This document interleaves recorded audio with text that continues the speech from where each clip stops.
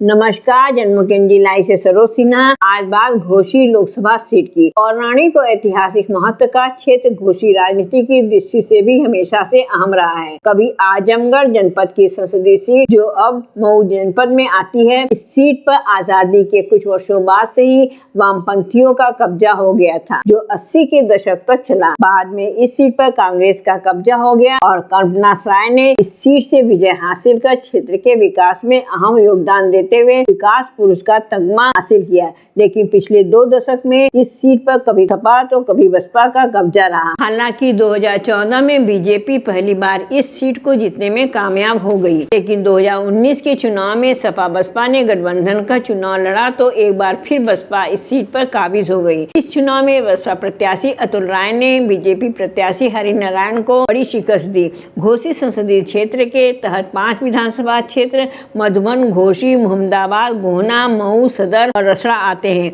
जिसमें से घोसी और मोहम्मदाबाद विधानसभा सीट पर सपा का कब्जा है, तो रसड़ा सीट पर बसपा ने 2022 में जीत दर्ज की है। मधुबन विधानसभा सीट पर भाजपा काबिज है, तो वहीं मऊ विधानसभा सीट पर भाजपा की सहयोगी सुभाषपा के अब्बास अंसारी ने जीत हासिल की है।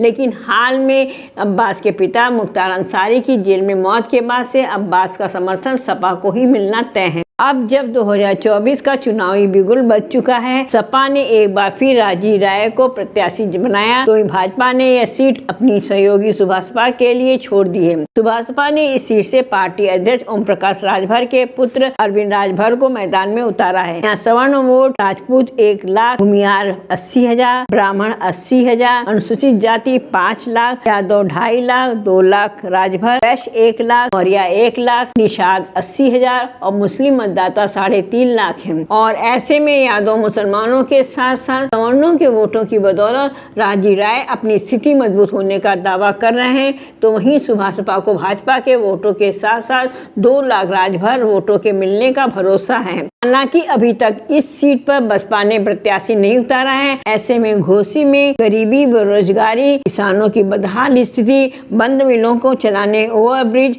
और भुनगरों के लिए विपणन केंद्र बनाए जाने समेत कई अहम मुद्दे हवा में हैं। इस बीच भाजपा समर्थित सुभाषपा उम्मीदवार अरविंद राजभर को लेकर भाजपा कार्यकर्ताओं में नाराजगी देखी जा रही है, जिसे देखते हुए गुरुवार को उप मुख्यमंत्री विजय पाठक पहुंचे थे और उन्होंने अरविंद राजभर से कार्यकर्ताओं से माफी भी मंगवाई थी। हालांकि माफी मंगवाने के दौरान अरविंद राजभर के घुटने के बल बैठने को लेकर भी राजनीति तेज हो गई है। विपक्ष इसे राजभर समाज की गरिमा से जोड़कर बीजेपी पर हमले कर रहा है। ऐसे में सपा के लिए बेहतर दिखते हालात भी बसपा उम्मीदवार के ऐलान पर भी काफी निर्भर करते हैं। बसपा उम्मीदवार के ऐलान के बाद स्थिति कुछ और स्पष्ट होगी, तब पता चलेगा कि सपा की यह बढ़त कितनी बरकरार रहती है।